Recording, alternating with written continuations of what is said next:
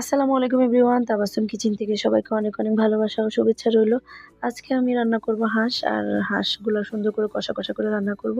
তো এখানে আমি পাকাপোক্ত ২ টা হাঁস নিয়ে নিলাম, আর এগুলা অফ ক্যামেরায় সুন্দর করে গরম পানি দিয়ে চুলে, তারপর হচ্ছে আগুনে পুড়ে ছেঁকে বেছে কেটে ধুয়ে সুন্দর করে হালকা হলুদ দিয়ে কষিয়ে রাখবো, যেহেতু এগুলো আমি সন্ধ্যাবেলায় রান্না করব গরম, গরম পরোটা দিয়ে খাওয়ার জন্য। আর ওদিক দিয়ে আমি মশলাগুলো সুন্দর করে পাটায় পিষে নিছি একদম। আমি আজকে ২২ পদের মশলা দিয়ে হাঁসটা রান্না করব। একদম পাউডার মধ্যে পিষে মশলাগুলো বেটে নিলাম, আর এই যে এখন রান্না বসিয়ে দিব। তো পেঁয়াজ দিয়ে আমি পেঁয়াজগুলো যখন একটু হালকা ব্রাউন কালার হয়ে আসবে সবগুলো মশলা দিয়ে দিব। এখানে সরিষা বাটা, পোস্ত বাটা, হচ্ছে আদা বাটা, রসুন বাটা, এখন এগুলো ভালো করে কষিয়ে ২০ মিনিটের মতো তারপর হচ্ছে মাংসের সাথে ঢেলে দিব। তারপর মাংসগুলোকে ৪০ মিনিটের মতো ভালো করে কষিয়ে রান্না করব, যতক্ষণ না পর্যন্ত মাংসগুলো হয় ততক্ষণ রান্না করতে থাকবো।